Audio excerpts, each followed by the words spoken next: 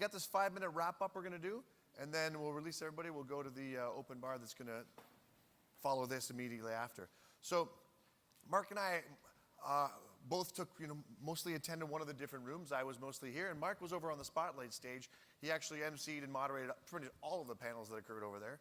So I hope you've got some, since you moderated them all, I imagine you came armed with a couple of takeaways and things you learned over there. So why don't you, shoot, drop the first bomb, tell me one of the things you learned. Sure, we skipped around a whole bunch of different topics. We started with operator analytics, we covered LoRa for IoT, we covered enterprise messaging, and I'm probably forgetting a couple of others, but a couple of takeaways, and if I would sort of compare and contrast this year to maybe even last year's TC3 event, I'd say one theme, IoT, definitely a huge area of emphasis, and it's arrived, and we're starting to see not only sort of major investments being made in IoT opportunities, but some real traction in terms of success stories. It's one of those spaces that's a bit distributed, right, because IoT, there's probably 6 or 7 different sort of verticals that are very strong in IoT, each of which has its own ecosystem.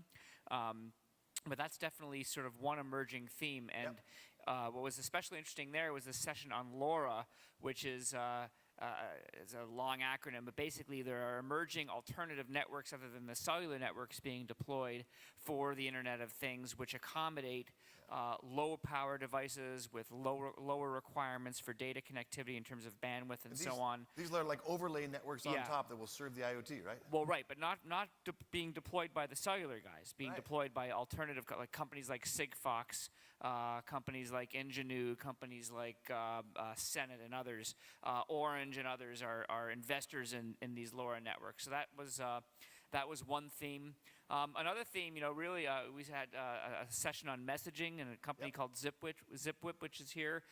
There's still a lot of life left in, what seems like an older technology when we're talking about the future, but, the world of messaging seems to be here to stay, and there are applications being developed. A good pointer is never bet against a messaging company, because they keep getting these exits over and over. Like, you'd think messaging was done 15 years ago. Yeah, M-Blocks was just purchased, and there's more and more, now that there's an effort to get into the enterprise space using the messaging platform. So that was another theme that I would say resonated. And I guess one last thing, and then I'll hand it over. We'll alternate. Let me hit on one. Saviors for next. So let me hit one, and we'll go back to you after.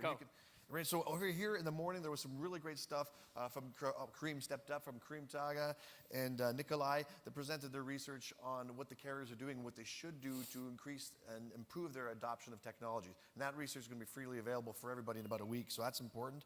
I'll do 2, and then I'll bounce it back to you.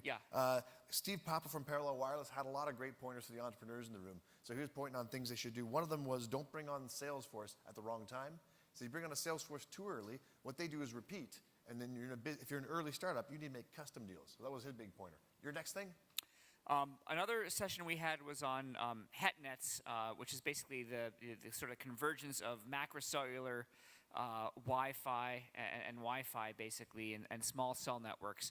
And there was a bit of frustration in the sense of deployment models for small cells. Every year seems to be, okay, this is the year that small cells are going to start to be deployed in large numbers, and continues to run into stumbling blocks just in terms of how do you scale small cell deployments.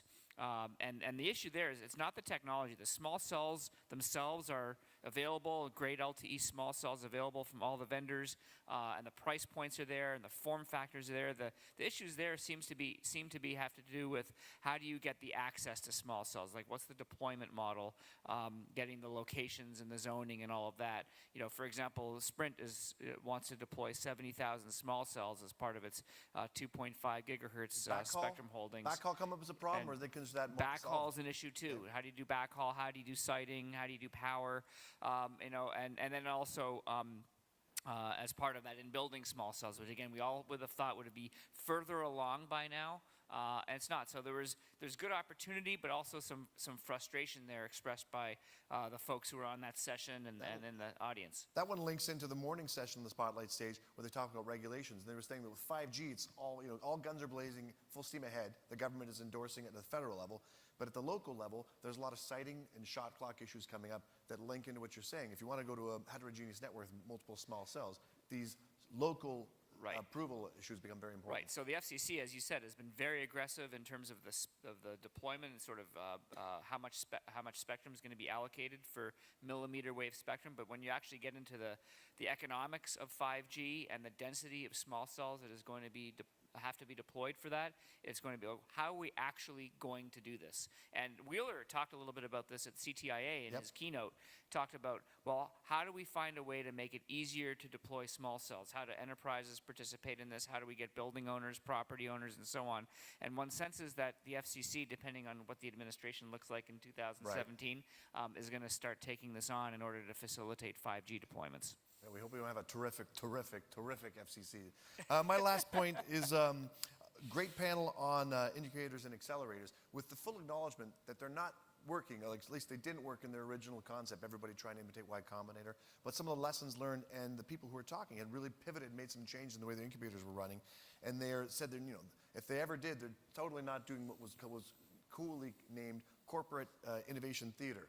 So the idea that you've got corporate incubator theater, where you say we have an incubator, but it's really just to act like you have innovation. They moved beyond this, and what Orange is doing is making sure that it's not just a pipeline in Orange. They've lined up dozens of big brands who are also potential target markets for the companies in their process, so that it's not just a matter of hit or miss with one company, Orange. There's a whole bunch of potential opportunities. Cable Labs, same thing. There's a bunch of cable operators and networks that work through Cable Labs, so there's over 50 potential targets. So that is one way that incubators can be more improved and accelerators can work better. Anyways, that's it for me. You got anything else? No, I think that's good. Awesome. So thanks for doing the wrap-up with me. Right. Thank you, everybody. The Spiffy Awards are going to start over on the Spotlight stage, and we have cocktails and stuff going on over there, so I invite you all to move on over. Thank you. Thank you. Thanks, Mark. I'm on top of the world. Hey!